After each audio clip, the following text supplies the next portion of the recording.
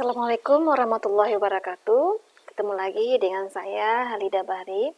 Nah, sebelumnya kita telah membahas mengenai masalah pokok yang terkait di perekonomian. Nah, hari ini kita akan membahas mengenai apa itu permintaan, ya. Jadi, permintaan atau disebut dengan demand. Jadi, indikator yang akan kita bahas di sini adalah mengenai pengertian permintaan, faktor-faktor yang mempengaruhi permintaan, hukum permintaan, kurva permintaan, pergerakan kurva permintaan. Oke. Nah, permintaan, ya, teori permintaan itu dia menerangkan tentang sifat permintaan para pembeli terhadap sesuatu barang menurut Sadono Sukirno. Ya. Faktor-faktor penentu permintaan itu terdiri dari, harga barang itu sendiri, harga barang lain yang berkaitan, pendapatan masyarakat, corak distribusi pendapatan masyarakat, cita rasa masyarakat, jumlah penduduk, dan ramalan mengenai keadaan di masa yang akan datang.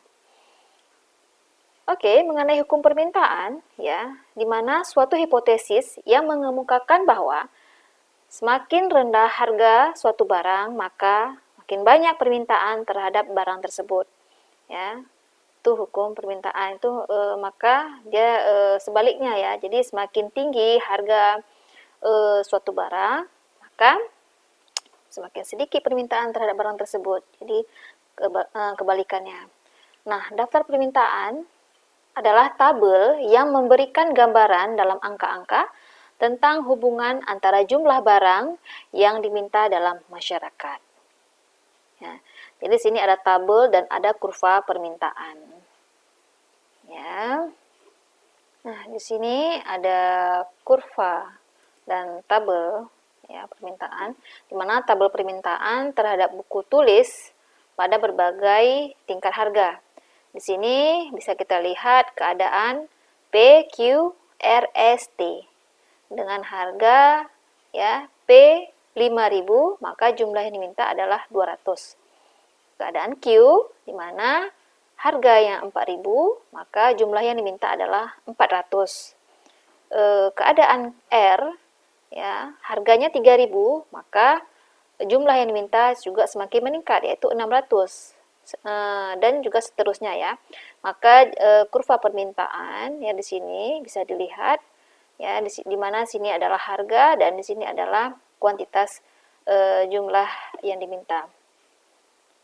Oke, jadi di mana sini ya 5.000 ya, sini di harga yang 5.000, maka jumlah yang diminta itu sekitar 200. Jadi titiknya di sini ya. Nah, terus 4.000 di sini ya. Nah, di sini 4.000, maka jumlah yang diminta itu titiknya di sini ya, di sini. Oke, juga selanjutnya seperti itu. Maka bisa ditarik garis kurva permintaan terhadap buku tulis dari atas ke bawah ya, dari atas ke bawah seperti ini. Jadi semakin murah barang tersebut, maka semakin tinggi permintaan. Juga sebaliknya, jika harganya itu lebih tinggi, maka permintaan juga semakin rendah. Oke, efek faktor bukan harga terhadap permintaan, di mana harga barang lain digolongkan menjadi 3 jenis, yaitu barang lain itu merupakan pengganti atau fungsi barang lainnya seperti kopi dan teh. Jadi kalau tidak ada kopi, maka bisa diganti dengan teh. Ya, jadi dia menjadi barang pengganti fungsinya ya. Nah, jadi kalau kopi sudah habis di rumah bisa menggunakan teh. Selanjutnya adalah barang lain itu merupakan barang pelengkap. Contohnya ya seperti kopi dan gula. Ya, jadi kalau kita membuat kopi ataupun teh, maka barang pelengkapnya adalah gula. Selanjutnya adalah kedua barang itu tidak mempunyai kaitan sama sekali, netral. Jadi barang dan buku tulis. Jadi nggak ada hubungan. Kalaupun tidak ada beras, ada hubungan dengan buku tulis ya. Nah, selanjutnya yaitu pendapatan para pembeli merupakan faktor yang sangat penting dalam menentukan corak permintaan terhadap berbagai barang. Perubahan pendapatan selalu menimbulkan perubahan terhadap permintaan berbagai jenis barang. Ya. Oke. Jadi dia menentukan corak permintaan terhadap berbagai barang ya. Jadi perubahan pendapatan selalu menimbulkan perubahan terhadap permintaan berbagai jenis barang. Misalnya ya, misalnya seperti barang inferior ya. Inferior itu ya dia misalnya orang yang berpendapatan rendah, maka dia mengkonsumsi ubi kayu. Jadi kalau misalnya dia memiliki pendapatan lebih, maka dia mengganti barang inferior itu jadi barang yang lebih tinggi lagi. Apakah dia tidak mengkonsumsi barang ubi lagi, maka dia lebih naik tingkatannya. Nah, selanjutnya adalah mengenai barang esensial. Apa itu barang yang sangat penting? Ya, jadi dalam kehidupan sehari-hari kita, barang esensial itu seperti beras. Jadi memang harus terpenuhi ya. Nah, selanjutnya adalah barang normal. Itu permintaan naik bila pendapatan bertambah. Jadi semakin tinggi gaji kita, pendapatan kita, maka kita ingin fashion kita, penampilan kita itu jauh lebih baik dari sebelumnya. Ya, dulu biasanya kita pakai sepatu biasa ya, ataupun kita memakai kosmetik biasa ya. Maka dengan bertambahnya pendapatan kita, maka kita bisa membeli kosmetik lebih baik lagi ataupun membeli barang-barang yang bermerek ya. Selanjutnya adalah mengenai barang mewah. Itu barang yang dibeli yang sudah relatif tinggi. Jadi ini untuk orang-orang yang pendapatannya lebih tinggi ya. Jadi kalau pendapatnya lebih tinggi maka dia ingin memiliki barang mewah tersebut. Oke. Faktor lain juga mempengaruhi peranannya dalam permintaan terhadap suatu barang. Ya. Nah, jadi di sini ada distribusi pendapatan, di mana dia mempengaruhi corak permintaan terhadap barang tersebut. Contohnya adalah pajak ya. Jadi semakin tinggi pajaknya, maka orang akan mengurangi tingkat pembelian terhadap barang tersebut. Misalnya karena kita semakin kalau kita beli banyak mobil, maka akan dikenakan pajak yang lebih tinggi ya. Jadi ya kita bisa mengalihkan pembelian tersebut dalam bentuk lain. Jadi berapa yang diharuskan agar tidak kena pajak yang besar. Jadi seperti itu. Nah, mengenai cita rasa masyarakat. Jadi di sini cita rasa masyarakat itu mengenai selera ya, selera ataupun selera yang dimiliki seseorang, apakah itu dalam bentuk makanan, apakah itu dalam bentuk teknologi ya. Jadi cita rasa masyarakat itu seperti apa? Misalnya dulu orang menggunakan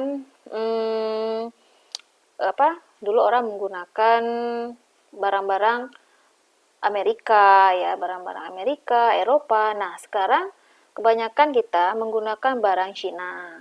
Ya, barang Cina ataupun barang-barang produk buatan Cina. Jadi itu tergantung selera masyarakat. Seperti yang kita rasakan saat ini adalah seperti HP ataupun barang-barang elektronik yang banyak kita jumpai itu barang-barang Cina. Nah, selanjutnya adalah mengenai penduduk. Karena penduduknya semakin tinggi, ya kesempatan bekerja juga semakin banyak, ya maka peningkatan pendapatan pada suatu masyarakat juga meningkat. Maka permintaan barang-barang yang diinginkan oleh masyarakat juga pasti akan meningkat. Nah, selanjutnya mengenai ekspektasi tentang masa depan atau ramalan. Jadi begitu kita tahu bahwasanya ini di masa corona seperti ini, ya kita bisa meramalkan berarti lapangan bekerja itu akan berkurang. Jadi kita akan mengurangi pembelian-pembelian yang tidak penting ya seperti itu. Jadi kita bisa meminimalkan meminimalkan pembelian sehingga keuangan kita normal. Ya, jadi kita bisa melihat kondisi-kondisi yang akan datang, apa yang akan terjadi, maka kita dapat meminimalisirkan hal-hal yang tidak baik. Ya. Nah, di sini ada pergerakan dalam kurva permintaan ya. Seperti yang kalian lihat di sini kurvanya, di sini yang ini sini harga dan sini adalah jumlah barang yang diminta. Ya, seperti yang sudah kita bilang sebelumnya ya mengenai kurva permintaan ya. Bila harga barang itu naik, maka permintaan akan menurun. Begitu juga sebaliknya, jika harganya di sini menurun, maka permintaan terhadap satu barang juga akan meningkat. Ya, jadi selama hanya harga yang berpengaruh terhadap permintaan, maka permintaan hanya bergerak sepanjang kurva yang bersangkutan. Ya.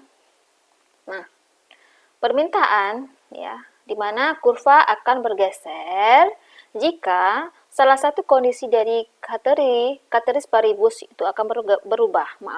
Nah, ceteris paribus itu apa? Ya, di mana suatu asumsi dasar dalam ilmu ekonomi yang berarti faktor-faktor lain dianggap tetap. Contohnya harga barang naik, ya, ceteris paribusnya itu, maka jumlah barang yang diminta berkurang. Ya. Faktor-faktor lain seperti pendapatan, selera, dan harga barang lain itu dianggap tetap, seperti yang sudah saya jelaskan tadi di atas. Nah, ya, maka dia permintaannya di sini. Ya, jadi bergerak ke atas dia gitu. Bergerak ke atas akibat penambahan jumlah yang diminta. Ya, ke atas di mana dia bergeser ke atas akibat penambahan jumlah yang diminta. Sedangkan dia bergeser ke bawah akibat pengurangan jumlah barang yang diminta. Oke, permintaan itu contohnya yang pertama adalah jika pendapatan nominal individu meningkat, kurva permintaan individu itu untuk komoditi misalnya daging sapi akan bergeser ke atas sehingga pada harga daging sapi yang tidak berubah, orang akan beli lebih banyak daging sapi setiap bulan. Contoh kedua juga misalnya keinginan seseorang yang lebih besar untuk mengkonsumsi es krim menyebabkan kurva permintaan untuk es krim bergeser ke atas. Jadi dia bisa bergerak ke atas tergantung permintaan seorang dan bergerak ke bawah ya jika permintaan itu berkurang. Oke, sampai di sini dulu pertemuan kita mengenai permintaan. Ikutin terus video saya selanjutnya. Jangan lupa like, comment, subscribe. Oke, sampai ketemu lagi minggu depan. Assalamualaikum warahmatullahi wabarakatuh. Dah.